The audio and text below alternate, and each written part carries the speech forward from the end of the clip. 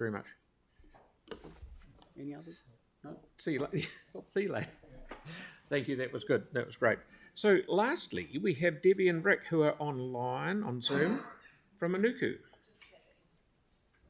Kia ora koutou, ko Debbie Tikao taku ingoa. I have to apologise. Rick is unable to attend. He has other travel commitments which he can't get out of. So I'm here speaking on behalf of Ōnuku, Rūnanga, and I'd like to thank you for the opportunity to be able to speak on our submission. We covered 3 kaupapa in our submission, but I'll be speaking on just 2. That's Takapuniki and Akaroa wastewater. I'd just like to firstly acknowledge that 2024 marks 60 years since the sewage treatment plant was constructed on Takapuniki, destroying an archaeological site and desecrating a tapu site. So it's a significant year, and it's been both of these projects, which are interconnected, are really about restoring an action that happened that should never have occurred. I'm not going to talk to you about the history of Takapuniki. We've been here and we've discussed this before a number of different times, but I thought I'd take the opportunity to talk about what the plans are for the future. We have got currently in the budget of the long-term plan $21 million to be spent over a 10-year period. That is a lot of money, but it's a large site. And I want to make the point that the work that we're proposing there is really unique. We're trying to shape something that will be a unique expression of Te Ao Māori, a unique expression of this incredible story, and to represent really our partnership and our, I suppose, our heritage as a nation. We know within Waitangi that they receive 113,000 visitors annually. That brings enormous revenue to the local businesses and local community. We see that Takapuniki has got the ability to be like the Waitangi of the South Island. And what we're trying to do is, with this funding, will be to restore a number of the buildings on site, and also to create a lot of experiences that will be that will really tell the story of Takapuniki and of our treaty in a way that has never been done before. Takapuniki is already receiving a lot of international and national attention. We've already presented it to a World Indigenous Forum around reserves and what can be done with our sacred sites. It is also going to be the opening keynote presentation for the upcoming Green Pavlova. It is also going to be forming part of a presentation that's going to be delivered in Istanbul later this year at the International Federation of Landscape Architects World Congress. And as you probably are also aware, it's currently forming part of an exhibition in our Akaroa Museum right now. So the story is extraordinary, but what I suppose I just wanted to make the point that it's not just about us. We wanted to do something and create something that's going to be of enormous benefit to the community of Akaroa and also Ōtautahi. And that funding is going to go towards completing a lot of the different design elements that we've already developed, putting in things like public toilets, extending a parking area so we can accommodate buses. And also there's extensive ecological restoration planned. This year at Matariki, we are looking to plant 1 hectare, and that's going to form part of a public planting day.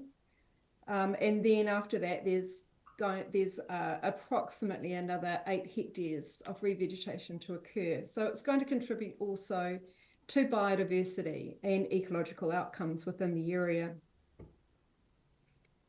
And I suppose also with Akaroa wastewater, it's important just to note that the plan that was approved back in December 2020 represented many decades of, it was a great outcome for Ōnuku, it was a great outcome for Akaroa community, and it represented many decades of hard work and heartache from the whānau of Ōnuku. But again, much like Takapuniki, the outcome of that is going to extend way beyond the cultural outcomes that we're seeking. We understand within Akaroa and within the peninsula with climate change, water, our streams are going to reduce and flow off approximately 20% towards the end of the century, if not before. The community is already under water pressure. So this scheme provides an opportunity to treat wastewater not as something of waste, but actually as a resource. And again, much like Takapuniki, it also includes extensive biodiversity outcomes at scale. So if you have got any other questions, I think that's probably enough from me. Thank you. Thank you. That was very good. Have we got... You must have done an extremely good job. There are no questions. I like going over to Takapuniki, and it wasn't until I became a councillor last time, before I was mayor, that James Daniels took me over there and we met up with Rick, and I actually understood a lot more about what has happened there. It is actually probably, in my view, more important, I shouldn't say more important than Waitangi, but it was where Waitangi, if it hadn't been Takapuniki, Waitangi wouldn't have kicked off, in my view. So, yeah, well, it would be in your area, yeah. Erin, please. Well, I think too, the other point, and it was in our submission, is that it's forming part of educational curriculums now. Like Ōnuku, we host a lot of wānanga, a lot of school groups come from, around the community, from Ōtautahi universities come here. Everybody wants to go to Takapuniki. The reason they want to go there is because of the experience and how we're imparting the knowledge and that story through the design itself. It is going to be really unique.